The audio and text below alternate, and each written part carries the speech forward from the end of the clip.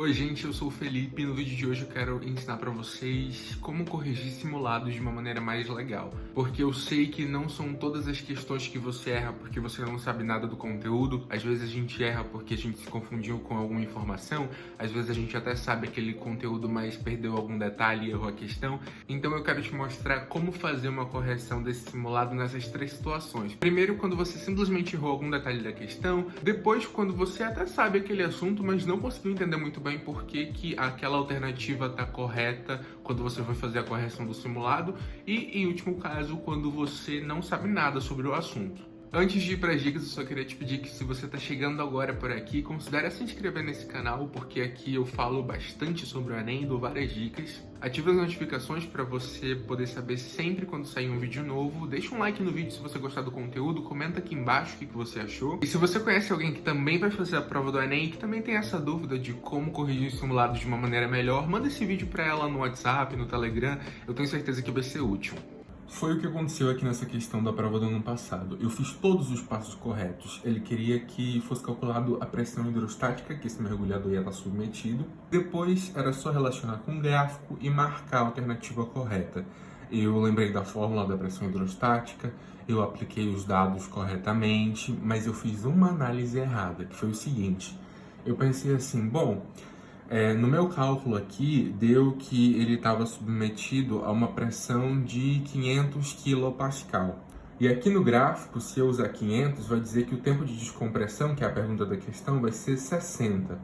Eu poderia simplesmente ter marcado 60, que é a alternativa correta. Eu vou até deixar explícito aqui.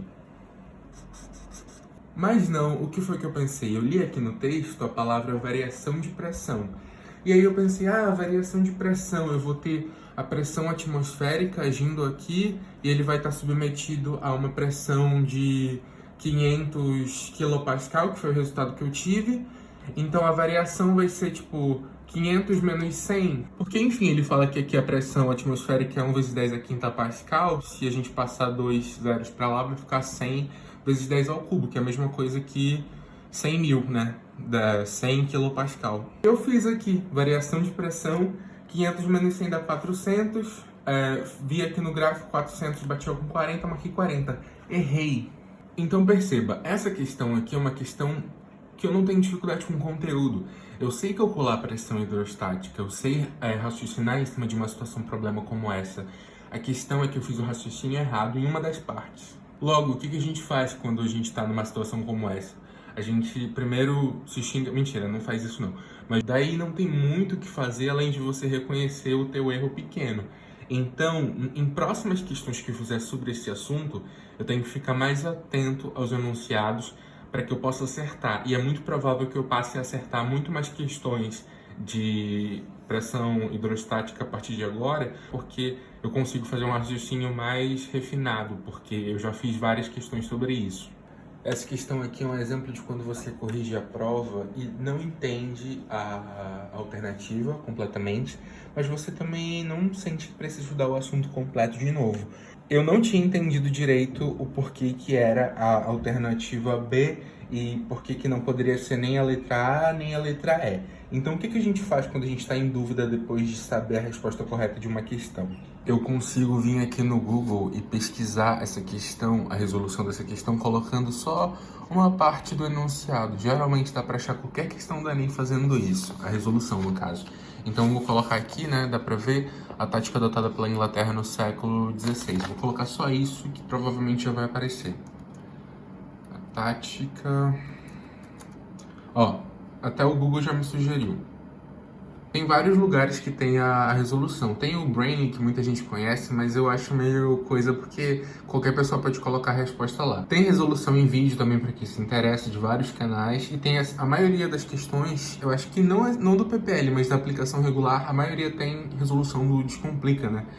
Aí eu gosto de clicar porque é uma resolução que você lê. Se não te satisfazer, você pode ver em vídeo, que vai ser melhor, mais explicativo, mas eu prefiro começar pela resolução lida. Aqui, né? Opção B, aí o comentário da questão. Não quero ficar por dentro, descomplica. Vamos lá. Aqui, comentário da questão, que tem nas resoluções. Enquanto Portugal e Espanha dividiram as terras do Novo Mundo com o Tratado de Tordesilhas, as demais nações europeias encontraram caminhos para conquistar as riquezas dos territórios americanos. No caso da Inglaterra, a pirataria foi o caminho encontrado, inclusive com o respaldo da coroa, porque a questão fala lá que a rainha concordava. Com esse comentário aqui, eu consegui entender o porquê que a resposta foi letra B. E a gente ainda aprendeu, né? Como eu falei pra vocês, é o tipo de questão que você entende o assunto nessa questão, desde as grandes navegações, conquista da América, a colonização do Brasil, colonização do resto da América, até, sei lá, a independência dos Estados Unidos. Eu até entendo esse assunto, mas eu não estava lembrado desse detalhe. Se cair de novo uma pergunta parecida com essa, eu vou lembrar desse detalhe. Caso eu não tivesse conseguido entender muito bem com a resolução lida, eu poderia ver um vídeo, por exemplo. Tem aqui, ó, algumas sugestões de vídeo. Aí é só clicar.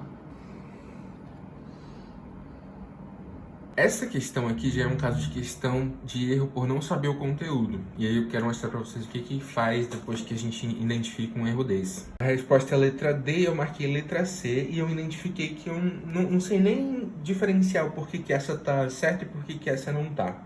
Nesses casos em que você erra uma questão porque não sabe o conteúdo, uma dúvida que costuma surgir é: eu paro tudo e começo a estudar esse conteúdo agora, ou eu tenho um cronograma que eu vou estudar esse conteúdo um pouquinho mais pra frente, eu espero para estudar lá. Eu devo esperar esse momento para estudar esse conteúdo ou eu devo estudar ele agora? As duas opções são válidas, mas vai depender de como você estuda. Eu vou te contar aqui como analisar isso. Se você segue um cronograma de estudos, não tem problema você esperar, ignorar essa questão agora, ignorar esse erro agora, esperar o momento de você estudar esse conteúdo no teu cronograma, porque aí quando você terminar de estudar e fizer tudo certinho, você volta nessa questão e faz outras questões também sobre esse mesmo assunto para ver se você conseguiu fixar. Mas se, por exemplo, você estuda por questões e realmente o teu objetivo é justamente achar esses conteúdos que você não sabe, dá para você pegar um momento para estudar, começar o estudo desse assunto, que não necessariamente vai ser feito em um dia só. Às vezes você vai levar ali até uma semana para pegar os principais pontos e aí você vai utilizar o que você usa para estudar a teoria. Seja isso livros, seja isso videoaulas de algum lugar que você assina, seja videoaulas do YouTube. E você pode, inclusive você deve fazer outros simulados enquanto você ainda está estudando esse assunto novo ou esses assuntos novos. Mas você só tem que ter em mente de que você... É como se você não fosse obrigado a acertar questões desses assuntos que você ainda está estudando nos simulados que você está fazendo agora. Quando você terminar de estudar esses assuntos, aí sim, se cobre você acertar essas questões nos simulados que você fizer. Mas lembrando que as duas opções são válidas. Então, se você tem um cronograma, não fica preocupado. Ignora mesmo essa questão. Depois, quando chegar a hora de você estudar esse assunto, você estuda e depois volta nela para ver se você agora já consegue resolver. Gente, eu espero ter ajudado com esse vídeo. Se você gostou, comenta aqui embaixo. E se você tem alguma sugestão de vídeo que eu possa trazer aqui no canal, também comenta aqui embaixo. Vejo vocês no próximo vídeo e tchau!